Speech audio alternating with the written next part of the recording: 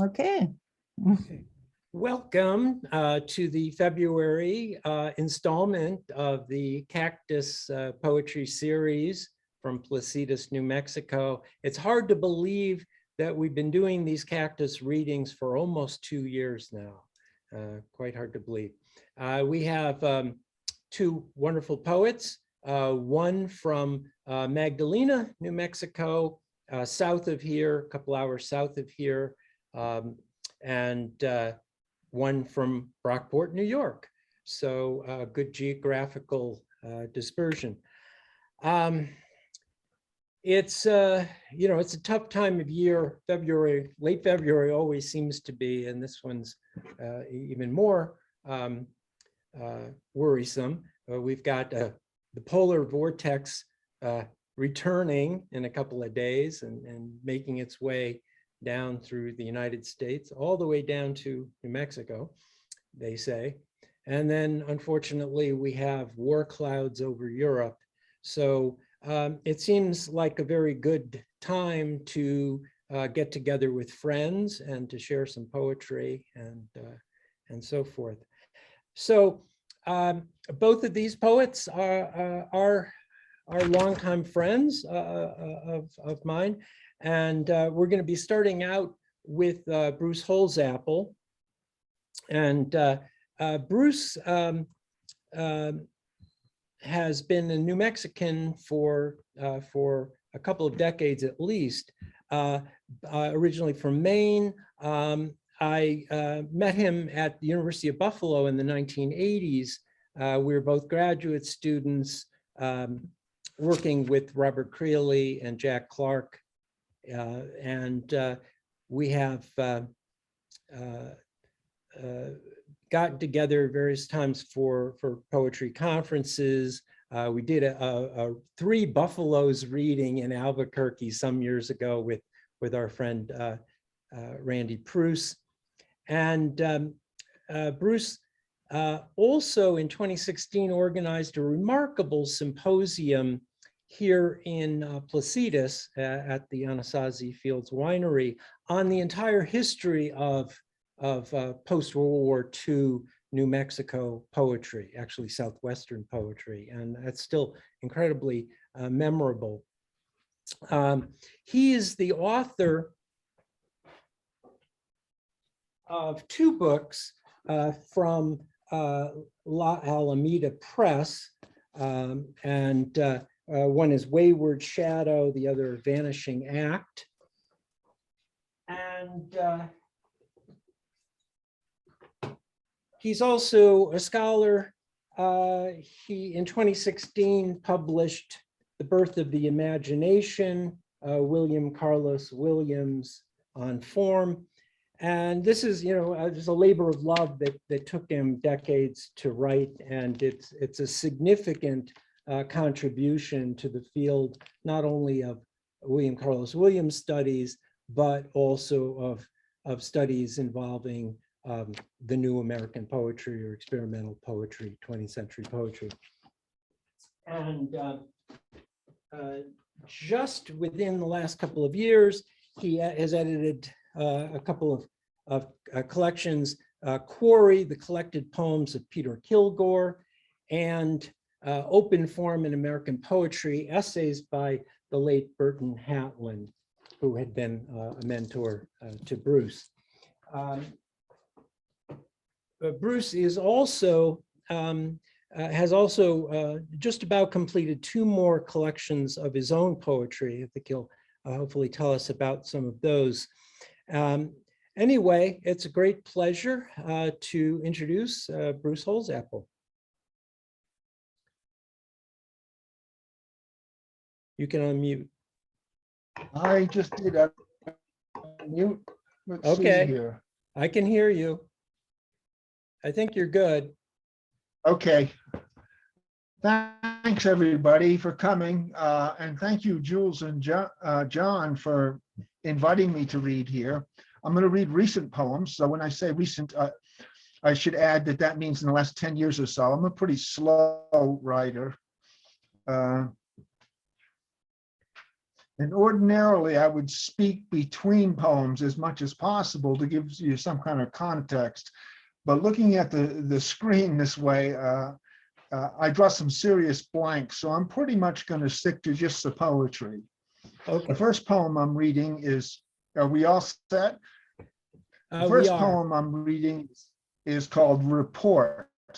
And I mentioned Highway 60. Highway 60 is the road from Socorro, which is about 4,500 feet above sea level, up to Magdalena, which is about 6,500 feet above sea level. So it's going kind of like straight up into the mountains, the Magdalena Mountains. This is called Report. Truck parked on the gravel shoulder at dusk where Highway 60 crosses the long wash rambling down 7 Mile Canyon. Hood buckled partway up, engine steams, the radiator. He wants a sheriff, glass shattered, knuckles bleeding, needs to file a report, needs a phone. It was antlered. A buck had leaped up out of nowhere, filling his windshield. The hood slammed back, truck veered, windscreen explodes, the airbag triggered, stuffing his cab, smoke, steam, dust, no doubt tailing a doe down out of the mountains, now badly hurt, but disappeared. Crazy how deer act in rut, so taken with itself, possessed of that drive, neck thickened, antlers hard, wispy scent, nothing else matters.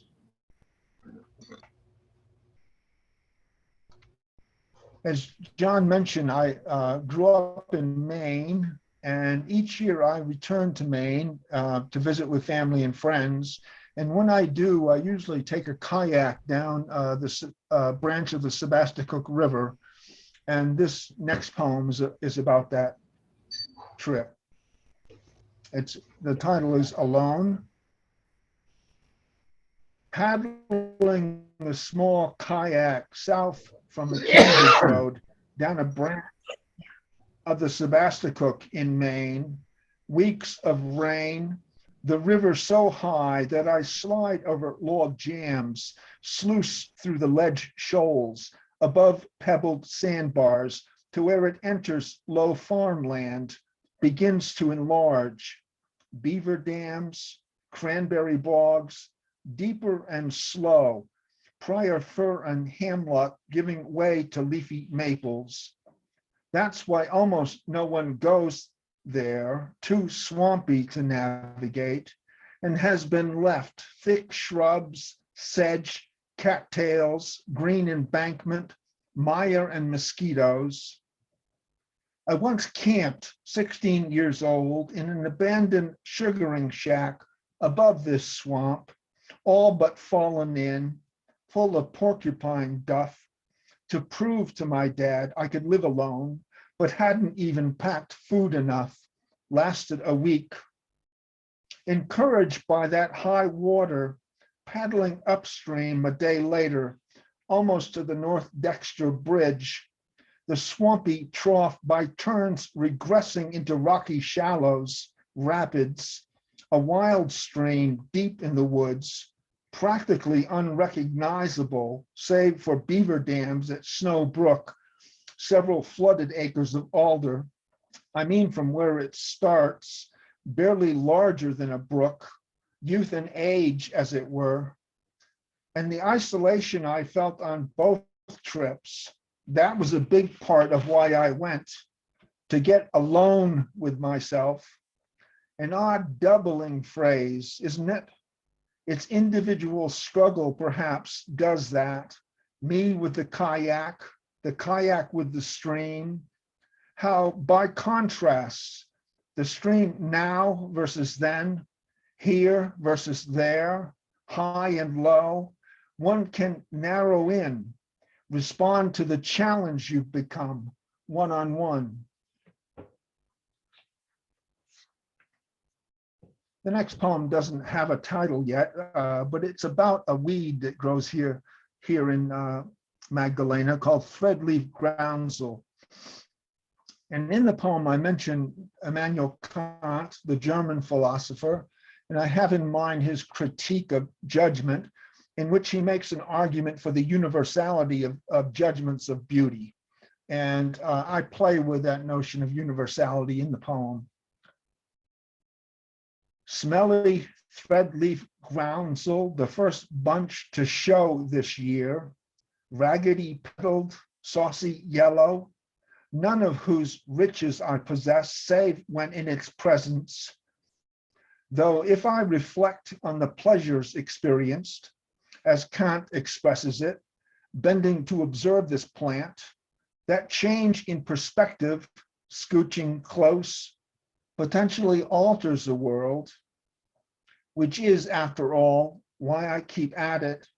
Imagine the bank managers and bank robbers, the diplomats and soldiers down on one knee, scrutinizing this weed, coaxing it to unbutton, speak of its inner wealth.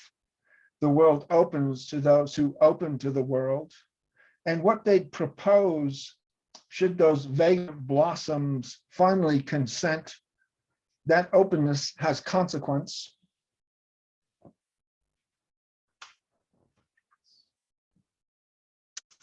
The next poem is called Rolling Thunder. And I sort of play with Bob Dylan throughout some of these poems, as you'll notice later on. Rolling Thunder.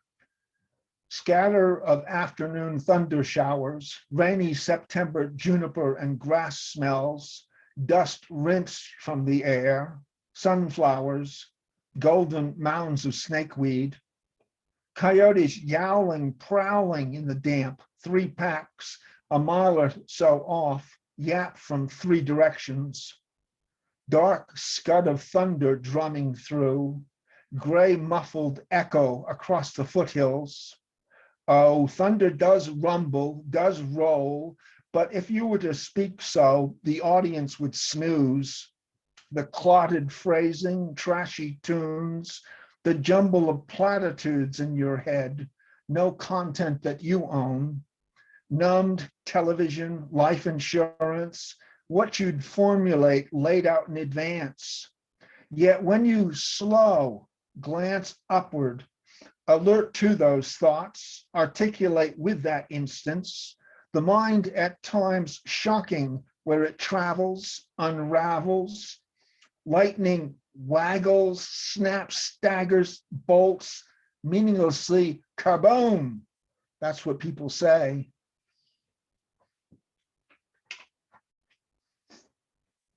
The title of this poem is Method of Soliloquy, and it's a title, it's a phrase that I've borrowed from the 3rd Earl of Shaftesbury, who makes an argument against John Locke that the capacity to perceive beauty is inborn. So, method of soliloquy. So anyway, my dear Aunt Alibi, nephew George, niece Cicely, turkey sandwich, flock of geese. I've never denied it was empty. I didn't call to complain. Mark that I'm deeply moved. But it does get a bit lame, all this walking, talking to yourself. Can't watch TV, it's too dumb. Can only read so much before your bottom goes numb. Alone, okay, I accept alone. Nothing remarkable in what I feel or do. Nothing you dress up and drive to. Oh, but I do like how muddy this dirt road gets, the textures, my sliding about. Just a lot of feeling is all. Feel the water freeze, birds fly off. Feel my age, the porch step give way, it needs renailing. Feel the kitchen clutter, dirty dishes and such, the refrigerator groan, all the beer and food I stuff there. Feel sky, the clouds open, recall, look hard, oh, never mind. My almost superstitious regard for the beeps and alarms, all the processes I'm part of, but know so little about. Computers, bank accounts, cars, feel them not inside. 100 or so years after Faraday, and you're tripping over wires, talking to the television, running for the phone, loves me not, flip a switch, lights out. The obvious trade-offs, what I paid, gone. It would have faded no matter. Where was I? So no, it has to do with depth. Feel that kid still, astonished by stars. Why is that? His first kiss, first ejaculation, an alien force had taken over the ship. The small meandering walks I engage as a last recourse. The graveled sweep of the land, the amber mountains, sandy washes, the sense of possibility. And that graveled sweep would seem epiphany enough, moving me to walk because it is so beautiful. Your feelings of self-worth, to a large extent, dependent on how it feels to be with others, the elevation sex provides, need for intimacy. I suppose that's the next place to go. Have mercy. This embarrasses me also. You think I'm joking. I hardly get the bed made, but what I'm thinking, girlfriend.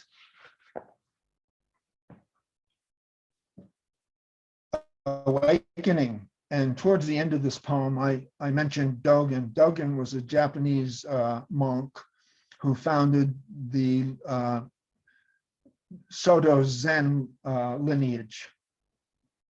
Awakening. Oh, it's all very fine. You're talking of trees and bugs and bears, but what about your actual experience? Why don't you talk about girls and drinking, or of all the books you've lifted ideas from? I will write what I please. Did you see those vaporish yellow clouds at sunrise? Hear the coyotes, the different packs yap and yowl? There's a new storm front drifting through. Must hose mud off the wheels, get them rebalanced. Surely one negotiates a life, the conflicting drives, spends it mostly in staying alive, a strain to remain awake, strain to exercise, to moderate, meet deadlines, a strain even to sleep.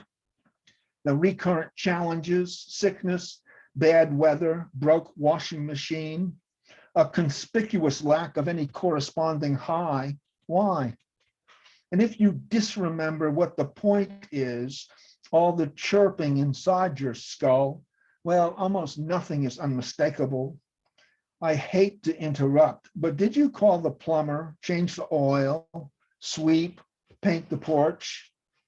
Okay, I eat regular, have a house, you know I'm grateful. Why is there always something to fix? There won't be anything special by the time we arrive. The roses faded, the girl's now middle-aged, caring nothing for my type. Oh, you wrote a poem, how quaint. You bet your life, as they say. All my coin by then scattered at the racetrack. Who's backing who? Why can't we just relax? Be your own best friend, I surmise. Make America great. Oh, let's not start that engine. Talking to hear yourself speak. The sound of one wing flapping. The company you'd keep at times. Ceaseless practice, Dogen advises. And therein one glimpses where that effort portends. Practice, practice, practice, practice, practice. That's the awakening. Wrinkles. It's in the nature of skin to thin and wear, wrinkle, tear. But how depressing to see your features go. The drooping cheeks, bones weakened, receding hairline. Oh, body, you're all I've got, and you've abandoned me just when I was getting close. Watch TV, slobber through a meal, gossip, nap again, finish the book finally, and don't recall a goddamn thing. Scarred, maligned, all my hard work, all the pain. Said differently, I'm about to be finalized. What have I accomplished?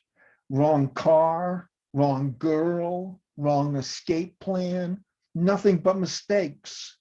Can't sleep right, alert when I go to bed, startled from nightmares, dragged through another groggy, irritable day.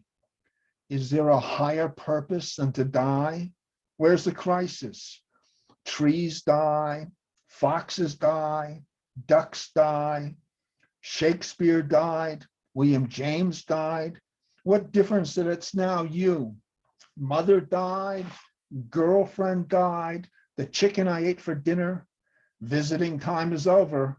What difference have you made? But I've struggled so to please. The final poem I'm going to read is entitled Catch Up.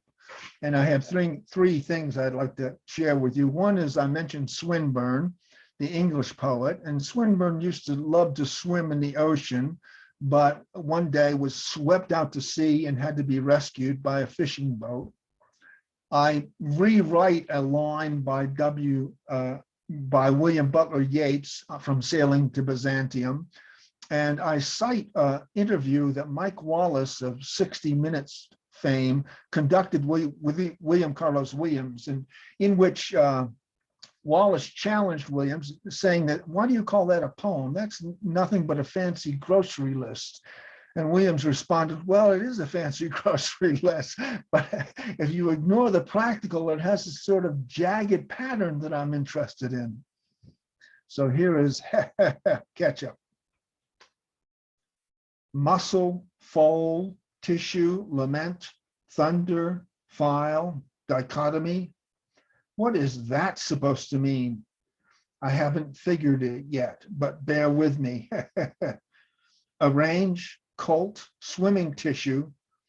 It's in the stretch, poet notes, not in how much territory you enclose. Has anyone paid their rent? Dichotomy, thunder, under issue.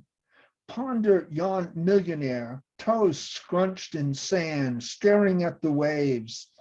He no more recognizes, says stricken host, no more appreciates that beach than a duck does. Nothing he's ever accomplished, nothing you could mirror, mold, inject, or otherwise hold inside. I mean, at least there's Swinburne. Feel a noticeable bounce there. But then the winds change and clouds move in. That's a big deal when you live in the desert. A grown man acting that way. Well, half grown, the other part struggling deep inside greener thoughts. You're barking at shadows. I am opening up the text. You want messages? When I think ketchup, I think Heinz. When I think pleasure, the flies buzz and barbed wires begin. Do we have a tear? Whatever you do, take it further than French fries, higher than cake for dessert. Whatever mission you're on, make it beyond sleep, would you? Get us to someplace, make it flow. But of all the ways to start out, the grocery list would be more coherent. Yes, and it forms a jagged pattern if you ignore the practical. What then was your point, if not to amuse and instruct? Oh, every time he opens his mouth, it's Reagan this and Reagan that, the rich in one another's arms. At their call, a meadow transforms into a shopping mall. You want messages? Watch your TV. Squeeze between the advertisements. The show's glitzy, cheap, tragically out of focus. The jokes mean, my beach, my boat, my ocean. The answer is blowing within. You didn't write that. Who knew, Bard remarks. So it's come to platitudes. Poet is nonplussed. I am one whose shoelaces frazzle, whose disheveled hair and impaired social skills, yet constructing poems to strange effect, such that when I say duck, you duck. He was a sitting duck. Line up your ducks. Disarray large potato. Mealy flyway motel. The poetry bake-offs. Quack, quack. It's always jokes with you. Why not compose something to be famous for? Beautiful words. You'll have to admit, though, it's playfully serious. A quick change of clothes, winged thought, the way that leaves, brown leaf, splotched pigeon, scuffle, friend, shot through, washing machine. I conclude you're not trying very hard. I conclude I've done exactly what you proposed. Thank you very much. Thank you, Bruce. Yeah, we can unmute if you want. Thank you. Thanks, Bruce. Nice, Bruce. Well done. Bruce, it was great. Wow. One, A fact. I love that last dialogue. Yeah, but there are also so many incredibly perceptive, vivid poems throughout. So, days in the life. So, thank you. We're going to move on to Karla, and then after Karla reads, we'll take a few minutes for discussion and question and answer. So please mute again if you unmuted, or Jules can just mute everybody and then I'll unmute. Probably.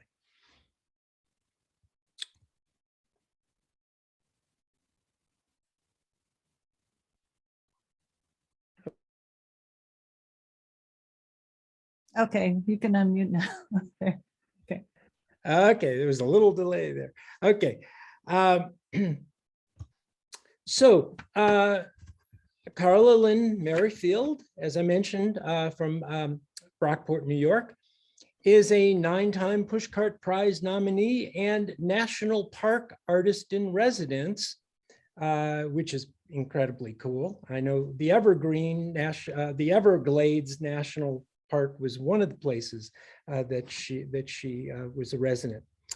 And she's had over 1,000 poems appear and 15 books to her credit. I first met Karla, maybe 15 years ago through the Just Poets organization in the Rochester, New York area. Although Karla is no stranger to New Mexico either, often spending time in Taos and Santa Fe, and even publishing a book of Southwestern themed poems with Mercury Heartlink Press here called Lithic Scatter in 2013. At that time, she came down, did a workshop at our Poetry Playhouse when it was in Albuquerque. Her other poems, let's see. Her other two poems are other books, just a few of them, sort of chronological myths, the Etowah River Psalms, Godwit Poems of Canada, The Urn, The Ice Decides, Poems of Antarctica, Attaining Canopy, great title, Amazon Poems, Bunchberries, more Poems of Canada. I've left out a few. Okay. And she'll be largely, I think, reading from the new book, My Body, the guitar, which is an incredibly beautiful cover. It's published in Rochester, New York by Ken Kelbo's Before Your Quiet Eyes press that's connected to just a super bookstore there. And this just came out, December, I think, just came out a couple months ago. Yeah, and it's well, you'll get a sense of it. It's a delightful book. So I'm not going to belabor the introduction anymore, except to invite you to welcome Karla Linn Merrifield. Thank you, John. And thank you, Jules. It's wonderful to be here and to see, excuse me, so many of my New Mexico peeps. So since I haven't, with the pandemic, haven't been able to get to New Mexico, it's certainly nice to see some faces from my adopted state, one of my adopted states. Anyway, let's have some fun with hopefully with guitars and guitarists. The approach I took tonight in pulling the reading together was kind of to celebrate the variety that exists in poetry that also exists in music. What I tried to do in when I'm writing about guitar gods, that is I try to pair each guitarist who I was writing about with a form, a poetic form that seemed to suit them. And in a couple instances, the guitarist actually told me, I mean, from the grave, this is what I want you to use. So it was an interesting approach to try and get the variance between guitar styles and to highlight it through the use of different forms. Anyway, let's do one. John, this one is particularly for you because it's a Joe poem in the form that you invented and brought into the world. It's called Warren, a ghostly infatuation. So I'm talking about Warren Zevon. Warren, a ghostly infatuation. Jojo the poet has been strumming, longing for Zevon from the beyond, his shit's fucked up honesty and impeccable picking, his what the fuck genius acoustic. Jojo is mojoing envy for his fingertips, his moxie lyrics, accessible yet on YouTube, still shareable, his truth. The shit that used to work, it won't work now. Jojo faces his dexterous touches, finishes frontally how it is with such bad boys.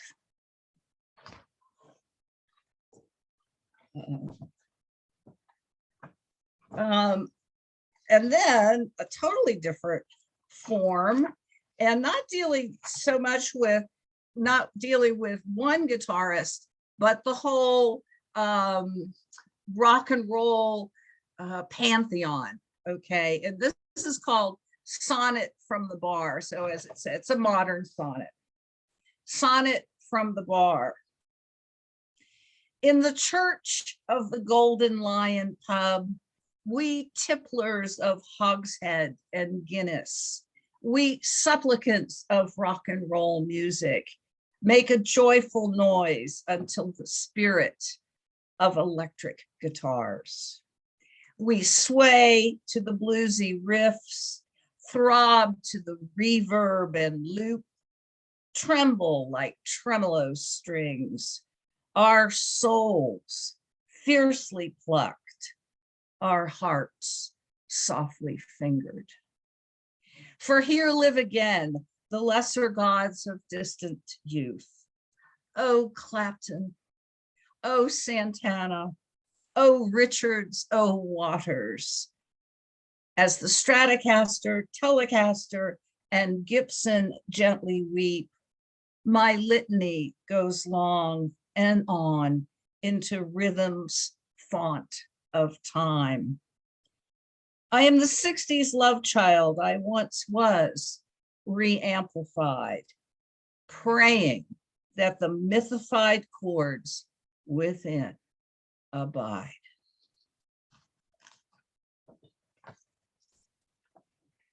Let's see, where am I going now? Page 82. Sorry, guys. Just lost my little sticky note. Okay, here are a couple shorties. One is a tonka in the form of a tonka, and the other one is a haiku. So let's do Hank's tonka. 3 chords and the truth. D, A7, G. Easy. Playing cold, cold heart. But how hard the swallowing of youth's hollow-bodied loss. And although strictly speaking, haiku do not have titles, I always title my haiku. And the title of this one is That'll Be the Day, July 17, 2007, Rockin' and Rollin' in Lubbock, Texas. Despite his twangless Stratocaster, his horn-rimmed glass frames unreflecting, Buddy Holly lives.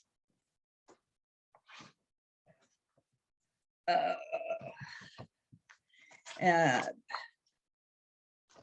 this one, Jules, is for you, a sestina. You are the queen of sestinas. So you know, I'm a little nervous about doing this because you're so proficient at a form. But it had to be, this is about Stevie Ray Vaughan. And this was one of those poems where Stevie Ray came back from the grave and said, Karla, make mine a sestina, please. So here we go. Sestina for the Guitar Slinger.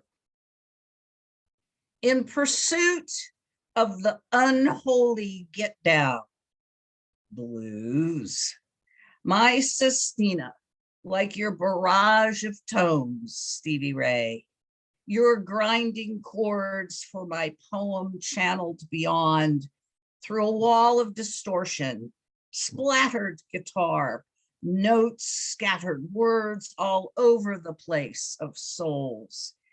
We deal in heavy gauge strings, heavy duty wanging, baby angel.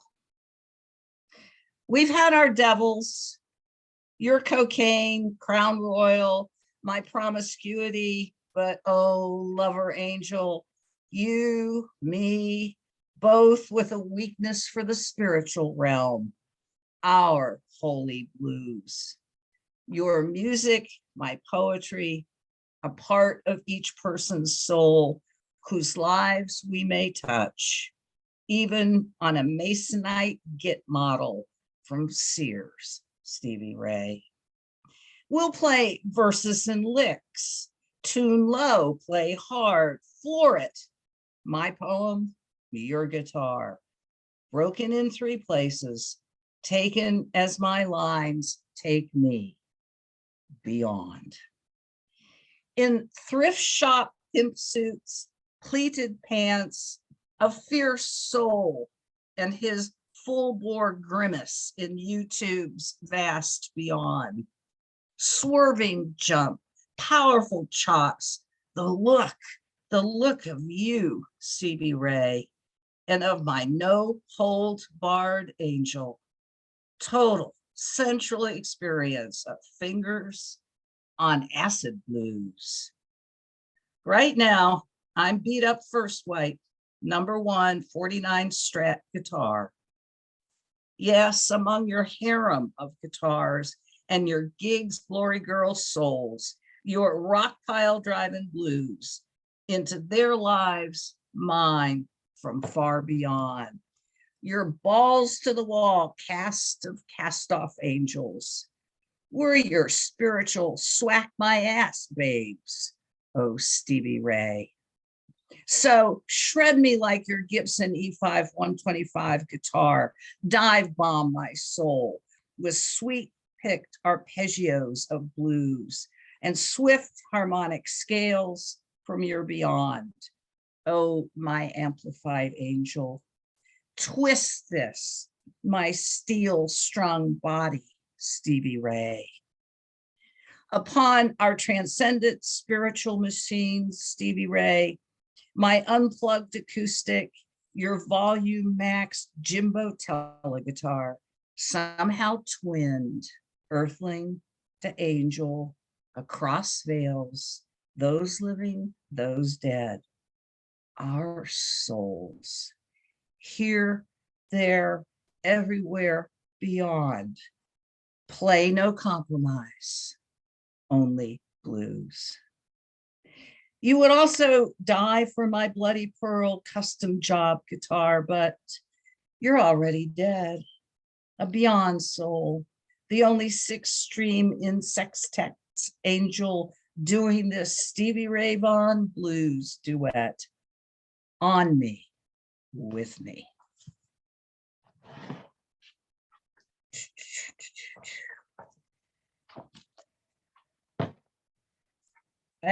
This one for Jackson Browne, my all-time favorite guitarist, singer, songwriter, a villanelle for Mr. Browne. It's called Confronting Something Internal Within. I am the naked ghost crone who has slipped ethereally into your nights among women's bodies. I have heard you moan. Again, I have erotically cast the rune bones. Marianne, Pamela, a chick named Connie flamed bright through me, for I am the naked ghost crone. Feeling your lips, your fingertips, your feathers, your stones, feeling Nico, Janice, Laura, Daryl, you slid into, oh, tight, among your lovers' bodies. I have heard you moan. Sensuously holding you in my power cone, inhabiting Joni, Phyllis, Lynn with love's second sight. I am your naked ghost crone. I have lured you tenderly to desire's warm home, worshipped, worshiping with heat, touch, good, right. When among women's bodies, I have heard you moan. This is the hour I write the poem. Your song has quickened into light.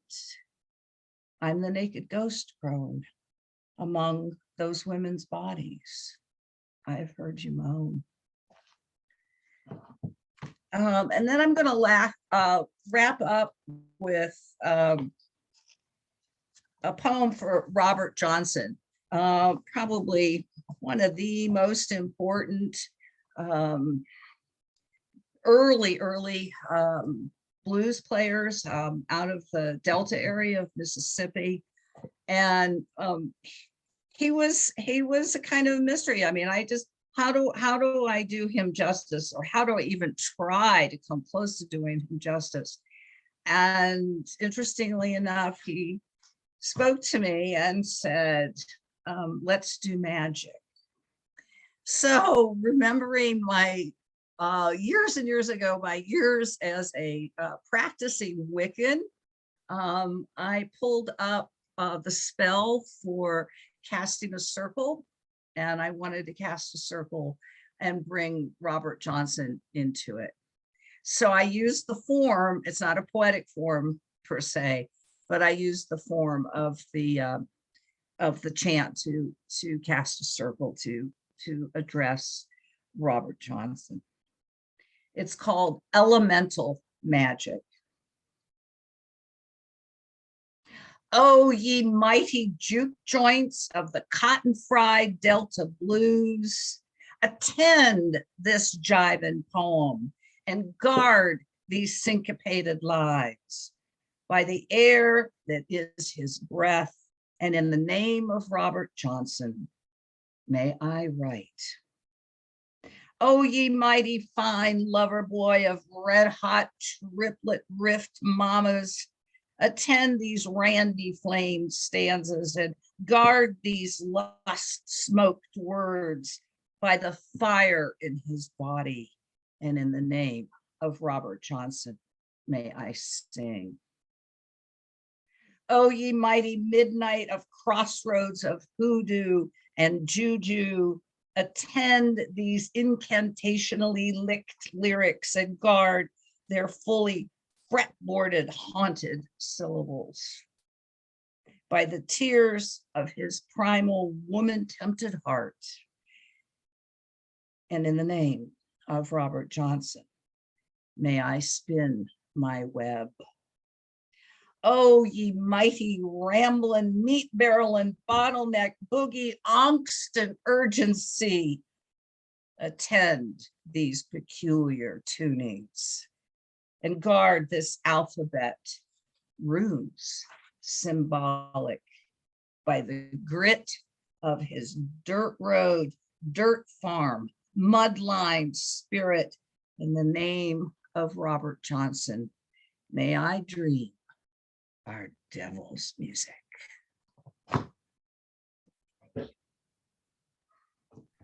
All right, you can unmute and give Karla a round of applause. Yeah. Thanks, Karla. That was so much fun. Like your Brava, brava. The references woven in the poems. Yeah. Yeah, Thank yeah. Wonderful. And she even has footnotes in the back of the book in case you don't get some of the references. Which is nice. And a really It's good helpful. and a really good selected bibliography as well. Yeah, that's right. Yeah, yeah. Anyway, yeah, two wonderful readings. We're going to spend a few minutes talking with the poets before we start the open mic. And I guess, Bruce, I want to talk to you for a second, and then I'll talk to Karla for a second, then we'll open things up also if there's some questions from the audience. And you know, it occurs to me that there are a lot of us that you know, talk about being poets and scholars, but very few of us you know, manage to maintain that high wire act, and you do remarkably. And I was wondering, how about your practice? Do you find that there are periods where you're mostly working on your own poetry and other periods when you're doing research or editing work, or do you do them sort of both simultaneously? And also kind of along that, do the two practices feed into each other in some way? Do they perhaps help, in William's sense, help you create a new world in some way, which I think both of your activities do. So anyway, anything you'd like to say along those lines? Well, my experience is that working with prose is in some ways it's easier because you can just sit down and do it at any time, no matter what your mood is. Whereas poetry is a little more contrary. It really requires a lot more cooperation, for lack of a better word. And I have found that the prose tends to take over. So you have to be careful to keep writing poetry when you have a prose project, because the prose will just eat up all your time. So I try to section it. I try to make sure I work every day on poetry. Yeah, I think that's key. I think that's the problem a lot of us have, is we go off into one direction and let the other one slide too long. Yeah, good. I also was wondering if you could just say a few words about the recent, the recent collection. So a lot of the work that you read today would be from those newer collections, correct? Yeah, that I've got two books under that I'm working on. One is when I moved out to Abbey Springs, which is where I live. I live about 18 miles out of town. You've been there, John. Yeah. And I was working on a certain kind of event-based poem, and it evolved on me. And at a certain point, it broke off and became a whole different kind of project. So the two books are sort of balanced in that way. But I happen to be working on them both at the same time. And I'm not sure if that answers you or not.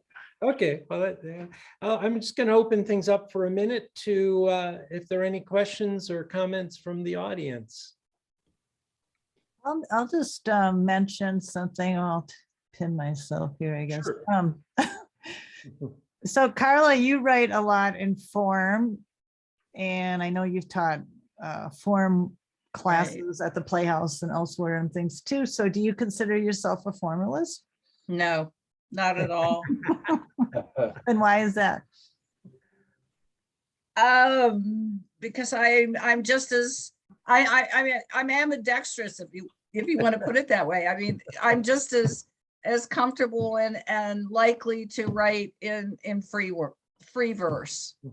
So it depends. The poem usually tells me what it wants to be. So You're a poetic omnivore. yeah, let's do it that way. Yeah. But it kind of makes me think, like, because there's a lot of poets like Karla and I who write in form a lot, but yet we don't write just in form. Like we're pretty much comfortable with any new challenge out there. But then you get the people that absolutely don't want to write in form, that are the free verse or different things. So I don't know if that's just my view, or if any of you want to comment on that too. So I mean, I tend to mostly write free verse, except when I'm writing Joey's. But yeah.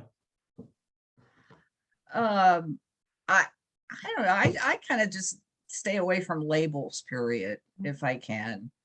And I know a few of those people. I know a few poets who only write in formal verse. It depends on, the poem. I mean, one of them in My Body, the Guitar, was the last one I wrote. It was the hardest one I wrote. Was a poem for Jaco Pastorius, who was probably the greatest bass player who ever lived. Really troubled soul, and it took me months to come, to get to where I could put lines on a page, and he kept telling me, and I do hear these voices. I'd be listening to one of his songs, and he'd go off on a riff, and I could hear him talking to me. Anyway, and he said, "No, I want you to make my poem a parody of The Night Before Christmas." And I said, "You gotta be kidding me." What? Well, And that, it went on for 2 weeks, and that's what happened. It ended up, I did a parody of The Night Before Christmas for his poem, and he's very happy. I love that idea of channeling, and or listening to the material and seeing what kind of poem it wants to be, Yeah. And Bruce has written a lot on the question of form and how that can be, what kind of negotiation that the author does in that. Anything you want to add there, Bruce, on this subject? Yeah, no, I don't have anything to add to that. I'll say something about form and formal poetry. I Okay, had David. a professor, Joshua McKinney at Sac State, and his mentor taught him to write in form. McKinney's published several wonderful books of poetry, not in form, but he insisted that his students learn it. And I'm grateful for that. And once I sort of looked through the poems of mine that have been published, and more than half of them are formal poems. And I don't know what that means, but I know that when I start writing in a form, like Karla said, the poem kind of dictates. I find these odd things that fit, that seem to come out of someplace because, it's different. They have to be something particular when it's not free verse. But I'm just grateful that I was taught, sort of forced to learn every form. You have to write a poem in every form. Yeah. As graduate classes. So Yeah, I mean, we unfortunately we could have a whole hour on this discussion. I guess I would just, maybe add that when we say free verse, there are a million different types of free verse, right? There, and in a way, it's each one can be its own form. So that's, I wanted to just say another word to ask something to Karla or mention something to Karla. And one is, first of all, your book is remarkable in many ways. One is it's probably the only book, at least partially conceived, on a world around the world trip on on a world voyage. and the other though is that there's this creative tension between the exuberance of the music and the memories of concerts, dances, and so forth, Bourbon Street and so forth, and the reality of writing during a pandemic, during a shutdown. So you get an interest, and then to learning guitar while you're in that isolation, and the process of learning guitar, it seems, connects you to the wider world, and certainly to the wider world of music. So that's an interesting, I think the book would be very different if there hadn't been a pandemic shutdown. It would have been a very different book, I think. I think you're right, because the first poem that I wrote I've been working on it for well before the pandemic, a year before the pandemic hit. But the first poem that I wrote during the pandemic, where coronavirus appears in the poem, was the Jimi Hendrix poem. And I sat there, it was like April 17th or something, 2020. And I sat there, I said, oh shit, do I really want COVID in this book? And that was another, it took me a couple of weeks of just turning that over in my head. And I came to the conclusion, it's organic. It's part of, it's what was going on it was the context for part of the poems in the book. And then there's my reality too. Yeah. Being a single person, isolated, my guitar was the warmest thing I had around me. Yeah. And I think it, definitely adds a gravitas, a pathos, whatever you want to call it. It really adds a blues element to it in a really fundamental way. And again, getting that back to that notion, it's not just the poem that has its requirements, but a book too. That when you're working on a book, the book starts to tell you what it wants to be. Yeah. So. Let's see. We have, I'll just read one from the chat. We'll do this one and then maybe just like one more to wrap it up. Okay. So we have time for open mic, but question for Bruce from G.E. Schwartz. Have you always found your reading of philosophy informs your poetry? Are there others besides Kant? Oh yeah, I've been reading Heidegger for the last couple of years, and he definitely informs my poetry. I haven't always been able to read philosophy, but for the last 10 or 20 years, yes. Mm-hmm. And I'm informed by John Locke is another one, David Hume. All the classics. Mm-hmm. Mm-hmm. Good. Well, I think poetry is like a discipline too. You have to you just keep writing it. It's like a practice. What other project, whether it's music or art or prose or fiction or whatever you're working on, that poetry is kind of there. I see there's one from Holly Wilson for Bruce. Bruce, do you sometimes write a poem and then think it's too prosy and cut it down? I say this because I thought your poems were very crisp. Crisp is an excellent word for Bruce's poems, but yeah. So do you find you have to cut them down much, or they just come out that way? Sometimes I do. Sometimes I find that, well, you were talking about listening to the poem John, and I think of that in terms of realizing the poem. And sometimes you tend to speak from different areas in your head, and not all of them are very poetic. So sometimes you have to lop off things. Mhm. So yes, Holly, I definitely, I prune poems. Prune poems, okay. Pruning's a good word.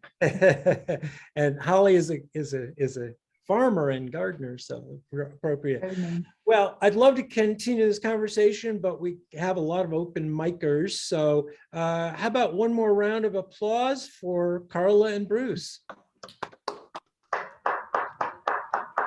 Yeah, we're gonna stop recording, thanks.